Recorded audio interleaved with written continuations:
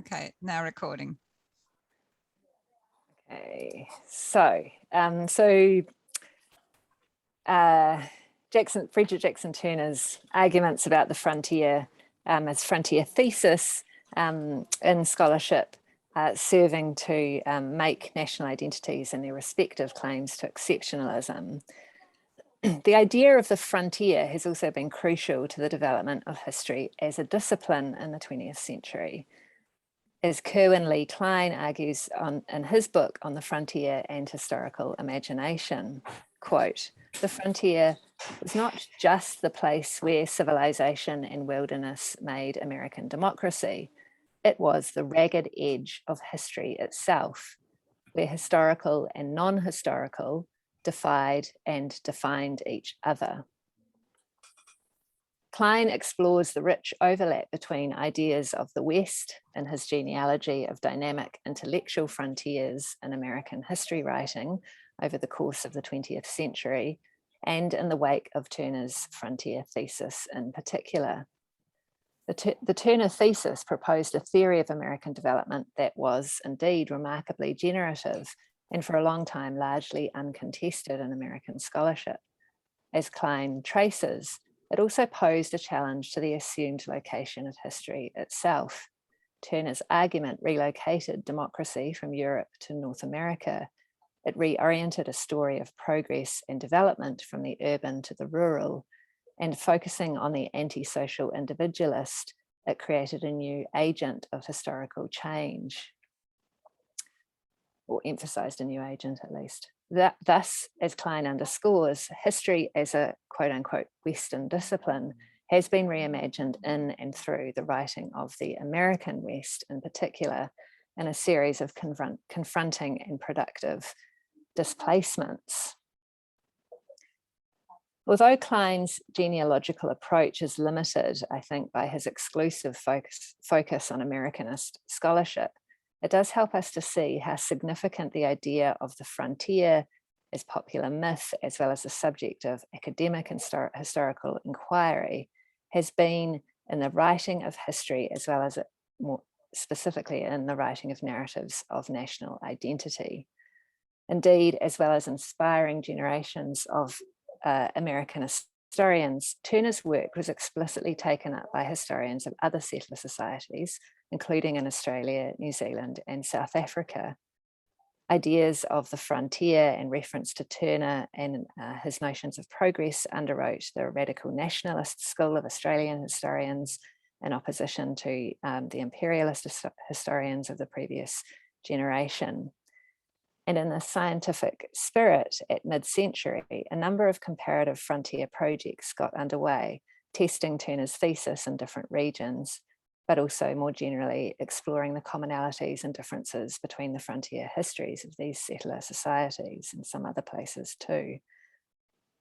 Indeed, Klein's insights into the significance of the frontier in the writing of history suggest that it is an idea that historians cannot do without, even beyond the field of frontier studies itself.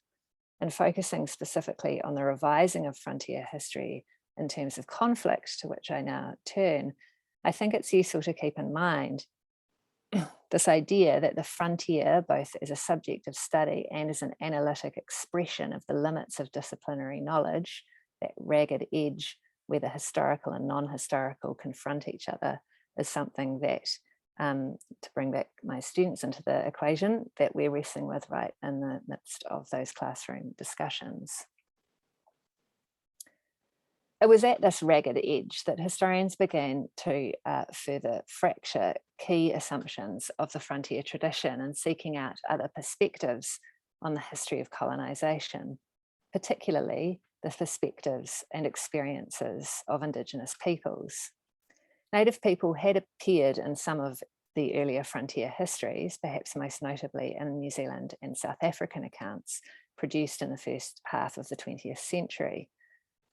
And it's not as if in these places the idea of the frontier had not come under challenge either. Indeed, challenges to the racial framework of the frontier were made by liberal historians in South Africa in the 1930s.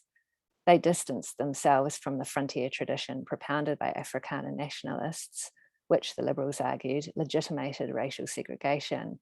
Instead, they looked back to the cities as the space for integration, as large numbers of Black South Africans urbanised. In New Zealand, a number of Pākehā left-wing writers and, interestingly, a number of women producing MA theses in the 1930s too protested the discriminatory treatment of Māori and used such critiques to question New Zealand's sense of its own progress. And in roughly the same period, there were several American historians employing a tragic emplotment to describe what had happened to Native Americans. However, a marked shift in the writing of the frontier and a redoubled focus on frontier conflict occurred in the decades following World War II. An anti-colonial zeitgeist and the influence of anti-assimilationist Indigenous rights activism more particularly, as well as new disciplinary interests in history from below, fostered an interest on the part of historians and Indigenous peoples as political subjects of history.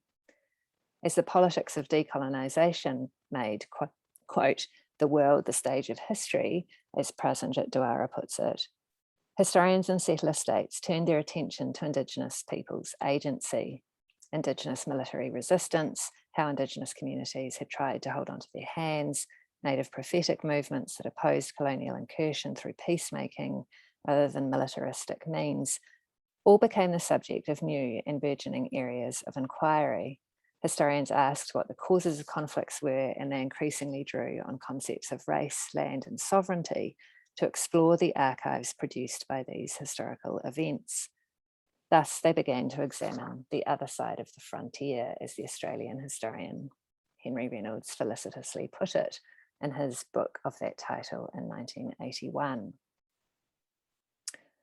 We do need to be careful about over-determining a shift in history writing across these settler societies and heed the differences between national traditions and historiographical debates and the timing of such shifts. And I realise that in a project like this, I'm really risking myself in a whole lot of different ways. But I'm just trying to really just put together a genealogy of when certain ruptures and occurring in these forms of history writing. But I think it's important to remember that, for instance, the New Zealand Wars had been the subject of ongoing historical scholarship and debate from the 1950s, and they had long been the subject of popular and journalistic accounts, whereas, of course, frontier conflict did not become the subject of extensive academic historical inquiry in Australia until the 1970s. As Australian historians began grappling with race relations between white and Aboriginal people in South African historiography in the 1970s, a new generation of Marxist scholars led by Martin Legasic repudiated the frontier tradition as depicted by both Afrikaner and liberal historians. Legasic claimed this had all focused way too much on race as a central experience and failed to explore the real distinctions of South African society, which of course he argued were class-based. In the United States, advocates of the New Indian history and New Western history in the 70s and particularly the 1980s exposed the brutality of conquest and sought Indian-centered accounts of the frontier, as well as exploring the women's West and other neglected topics and perspectives.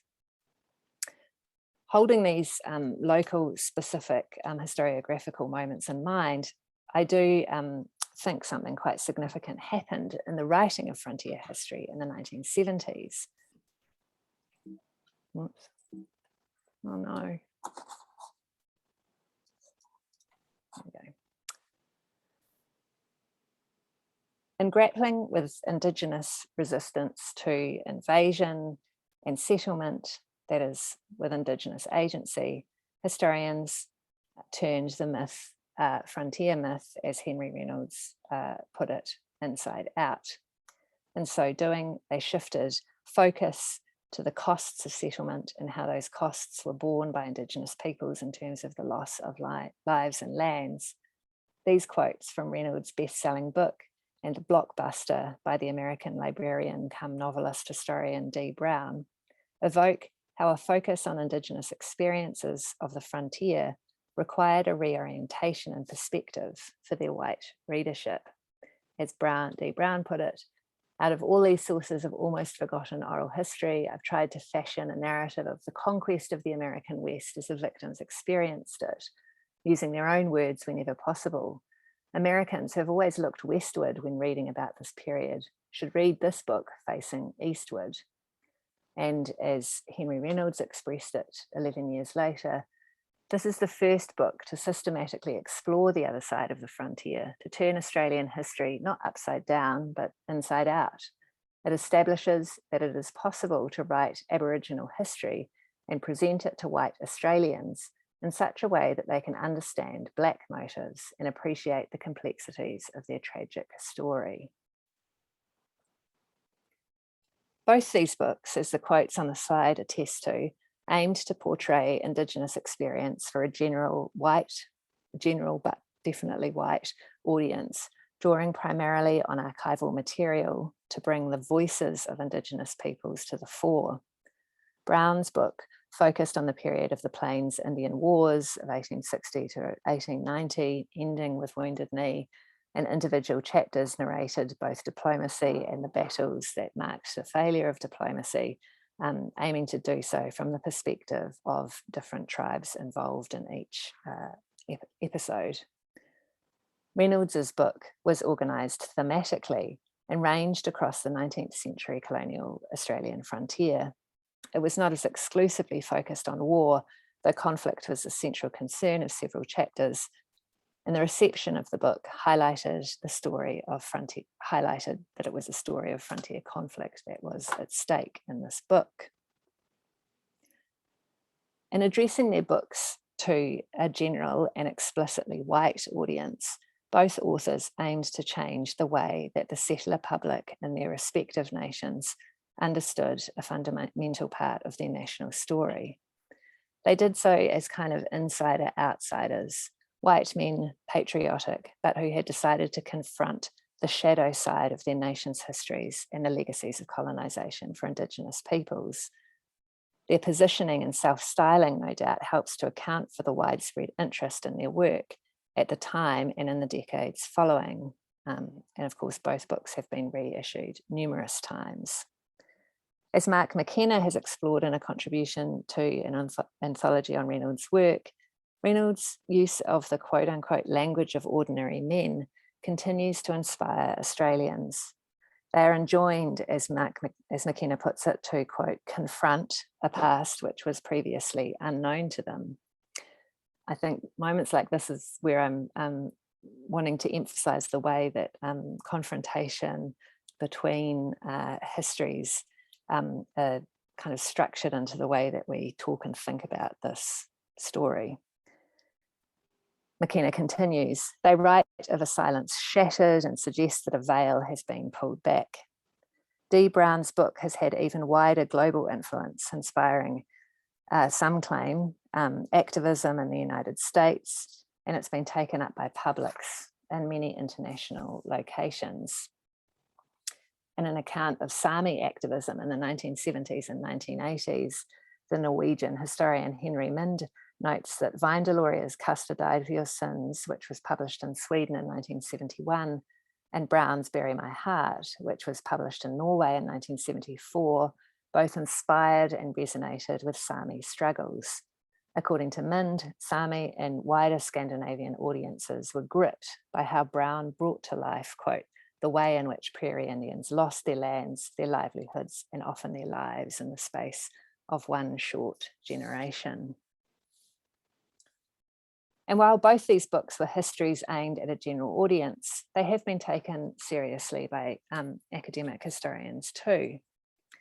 Anne Curthoys, who made a substantive critique of the other side of the frontier, nonetheless admired Reynolds' ability to convey what invasion, quote, felt like by drawing on Aboriginal oral history in the ethnographic record, as well as the 19th century colonial archive. This expansion of the archive was key to disproving, in Curthoys' terms, that a history of Aboriginal perceptions is completely lost. D. Brown's work is still regularly used on various course syllabi, and referred to in reviews of native historiography, such as an essay by the Yale historian Ned Blackhawk, who sees it as one of several foundational texts in the writing of new Indian history. Dipesh Chakrabarty has zeroed in on the topographical metaphor at work in Reynolds' argument, in which applies to the Brown quote as well. Chakrabarty draws attention to how this metaphor works in alignment with a post-colonial spirit of the subaltern studies collective, something that Reynolds himself connects with in the new preface to the 2006 edition of The Other Side of the Frontier. Chakrabarty argues that Reynolds' use of the horizontal and spatial metaphor subverts the arguments of E.P. Thompson in the social historians that inspired Reynolds, which focused on vertical class relationships defined in terms of time rather than space. The Marxist argument of the social historians was premised in revolutionary commitment to the development of a proletariat. Theoretical efforts of the Subaltern Studies Collective in the 80s and 90s, and Chakrabarty's work in particular, their efforts to foreground the peasant as a political subject in history and to suspend the idea that political subjects emerged according to a European story of the development of classes through time and the development of class consciousness is the connection that Chakrabarty is making to Reynolds' argument for looking at Indigenous resistance from the other side of the frontier. The inclusion of these figures as political subjects is not unproblematic, as he also points out. There's a displacement of the proletariat by a different kind of subject, the not proletariat, but this can simply really only mark a kind of epistemic failure. The other political subject, peasant or indigenous, according to Chakrabarty, theoretically undefined. That is, quote, it's underdetermined, part sociological, a part rhetorical category, not completely open to the demand for clarification. Reynolds's statement that, quote, frontier violence was political violence was, of course, an assertion of opposition to a history writing tradition that had refused to see Indigenous peoples as political actors, but a fleshing out of what the politics exactly was that Indigenous peoples engaged in is not clearly conceptualized. And the European tradition from which historians have inherited their key political concepts, as Chakrabarty is reminding us, can only ever be stretched, but can't completely fulfill that task.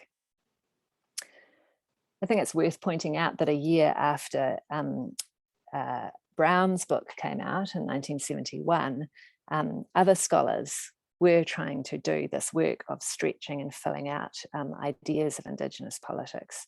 So Robert Birkhofer's 1971 essay calling for a new Indian history was one that took seriously Indian interactions rather than white Indian history, and emphasized endogenous factors in Indian political history, such as the importance of factionalism in shaping new approaches to politics in the face of colonialism. And this itself was a consequence of productive thinking at the intersections of history and anthropology that in part Kerwin Lee Klein is talking about when he talks about that interface of the historical and the non-historical in his work on frontier and the historical imagination. And this, of course, is being practiced in various places, including by Diane Barwick in Victoria. Neither Brown nor Reynolds intended to pursue the theoretical questions of agency that Chakrabarty raises, Reynolds is very explicit about this, nor did they engage in questions of the epistemological formation of historical knowledge.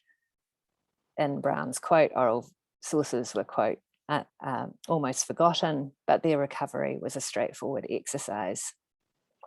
Indigenous voices could be found in the archive and put to work in forcing white readers to reckon with the shadow side of the frontier myth. In this sense, as Tom Griffiths argues, Reynolds's work was an integrative nationalist endeavour rather than a deconstructive post-colonial one, the source of connection that Chakrabarty finds in the idea of the other side of the frontier. Reynolds radically, but also simplistically, Griffiths suggests, reversed the terms of the frontier by dignifying Aboriginal people with the same noble qualities associated with white pioneers and battlers, and that had so informed Reynolds's own historical imagination. The move, Griffiths argues, was provocative, as the conservative backlash to Reynolds' work among other historians has shown, but it did not fundamentally undo the frontier structure, the structure of the frontier myth. It just expanded the list of characters. A similar critique is made of Brown's work by the Ojibwe novelist and historian David Truer. He has recently published a book that he's called Heartbeat at Wounded Knee, in both homage and rebuke of Brown, and retelling a story of tragedy and loss. Truer argues Brown missed the interior story of Native American life and silenced Native complexity. The reorientation of perspective to the other side of the frontier, thus, is perhaps best thought of as potentially radical but incomplete. Griffiths and Truer's observations highlight that incompleteness and suggest how the idea of the frontier as a mythic landscape for the writing of history endures in the structuring of historical imagination in these books. So I'm ending the talk here with the examination of these two books, but in later chapters, I'm planning to explore history writing of the frontier that's followed in Reynolds and Brown's wake. And I'm very aware that, you know, by ending it here, I'm kind of doing disservice to the rich work in Borderlands history and the renewed focus on the writing of Indigenous-centred histories that aim to take Indigenous epistemologies and concepts seriously, and are presenting other points of departure for rethinking the idea of the frontier and the telling of frontier conflict. But I have focused on the work of Brown and Reynolds in particular, and I plan to begin the book with them and offering a glimpse of the genealogies from which their work emerged, because I suspect that for many of my students, it's that work that most deeply informs their imaginations, whether they've read Brown or Reynolds or not. I think the fact that they became so hugely successful and are reiteratively returned to and invoked, for instance, by someone like David Truer, kind of indicates how much their idea of just shifting things around has informed this post-colonial spirit. To return finally to Kerwin Lee Klein's argument about the centrality of an idea of the frontier to the development of the historical discipline, what I'm suggesting is that we might reflect as historians, continue to reflect as historians on how we navigate the historical and non-historical, not only in the work we're doing in our scholarship, but in the much more, I think, difficult work of explaining this and helping our students to try and grapple with these issues in the classroom. Thank you. Miranda, thank you very much. That was terrific, and I love the way you started with the challenge that your students present you really in trying to navigate this field. Sorry, I've just lost it. There we go. Sorry. Okay. So we hopefully now are all back with us, and I will stop recording